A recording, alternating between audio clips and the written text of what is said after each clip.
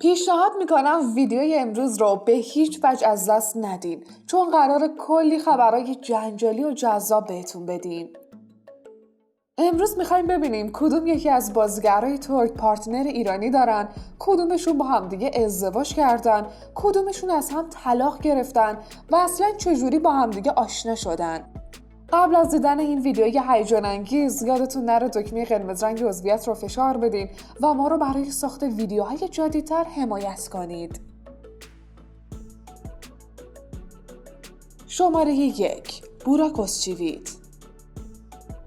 بوراک که یکی از پرطرفدارترین بازیگرای ترک بین ایرانی‌ها محسوب میشه، از طرف یکی از مدل‌های معروف ایرانی پیام‌های عاشقانه‌ای دریافت میکنه، اما روی خوش نشون نمیده. قضیه از این قراره که بوراک توی صفحه اینستاگرامش عکسایی از سفر دبیش رو به اشتراک میذاره و محلقا جابری مدل معروف ایرانی هر دفعه با عبارت‌های خوشتیپ و دوست داری به اون ابراز علاقه میکنه. بوراک هم در جواب این کار محلقا رو بلاک میکنه. محلقا بعد از بلاک شدنش توی یه مصاحبه میگه خیلی بازیگر با استعدادی هستن. بازیش رو سریال نظرم رو جلب کرد و طرفدارش بودم. 1 هفته قبل کامنت گذاشتم اما منو بلاک کرد. من هیچ هدفی جز نظر دادن نداشتم. در مورد زندگی خصوصیش هم هیچ اطلاعی ندارم. دیگه اونو یه بازیگر حرفه‌ای نمیدونم، چون یه بازیگر حرفه‌ای هیچ کدوم از طرفداراشو به خاطر اینکه کامنت خوب گذاشته بلاک نمیکنه. اما رسانه ها میگن محلقا شیفته بوراک شده بود و وقتی به بن‌بست خورده شروع به انکار کرده. وقتی تو مصاحبه از بوراک پرسیدن نظر در مورد خواستگاری دختر زیبای ایرانی از تو چیه، گفت وقتمو صرف کارهای بیهوده نمی کنم.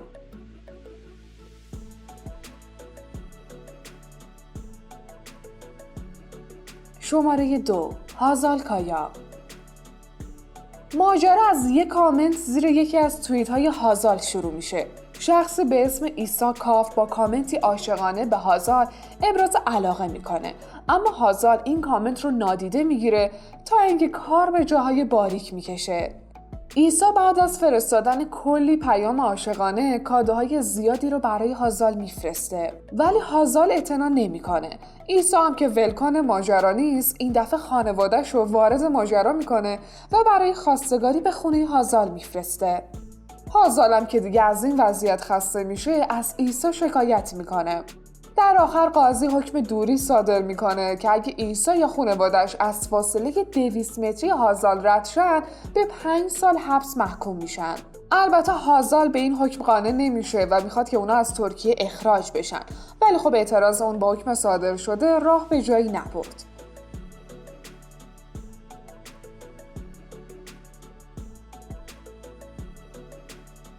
شماره 3.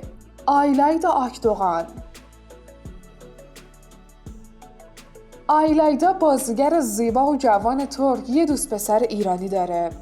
طریقه آشنایی آیلایدا با دوست پسرش هم در نوع خودش خیلی جالب و عجیبه.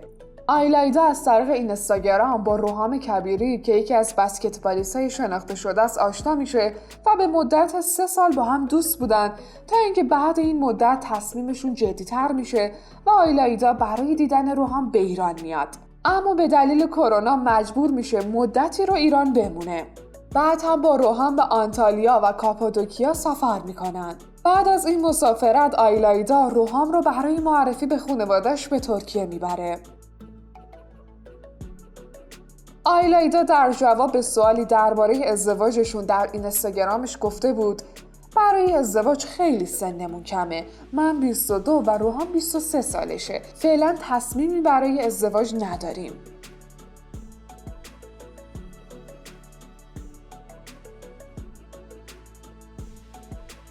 شماره 4.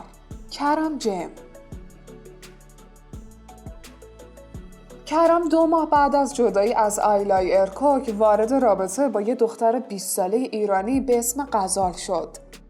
کرم در رابطه با نحوه آشناییش با غزال گفته بود که ما شب سال نو 2019 با هم آشنا شدیم.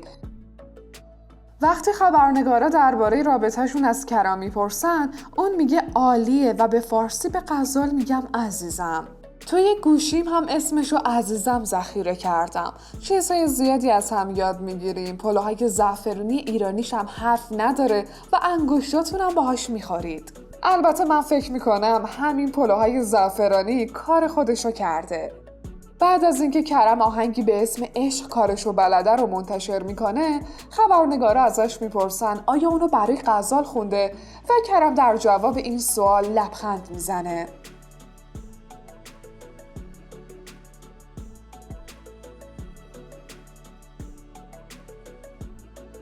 شماره 5.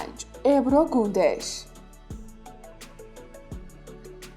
ابرو در سال 2011 با یه تاجر ایرانی به اسم رضا ضراب ازدواج میکنه و از این ازدواج صاحب دختری به اسم آلارا میشه، اما این ازدواج سرانجام خوشی نداشت. رضا که شریک بابک زنجانی معروف و متهم به پولشویی، یه خونه تاریخی که مربوط به دوران عثمانیه رو در استانبول برای ابرو میخره. بعد یه مدت رضا به صورت غیرقانونی یه طبقه به این بنای تاریخی اضافه میکنه.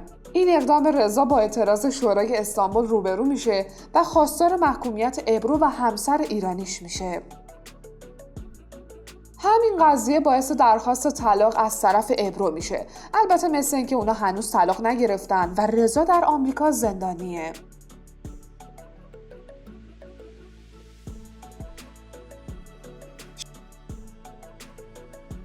شماره 6. عایشه گل جشکون. عایشه بازیگر فیلم مطرب که با فارسی حرف زدنش کلی طرفدار ایرانی پیدا کرد.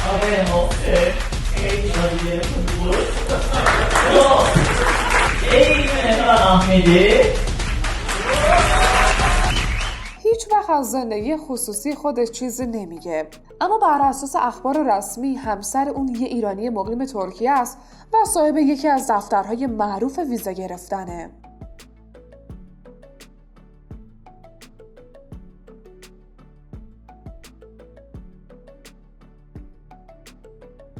نظرتون درباره این روابط چیه؟ درباره این نحوه برخورد بازیگرا به این پیشنهادات چی فکر میکنید؟ نظراتتون رو زیر همین ویدیو برامون کامنت کنید و اگه این ویدیو رو دوست داشتین اونو لایک کنید تا بتونید ویدیوهای بیشتری با چنین موضوعاتی براتون به اشتراک بذاریم.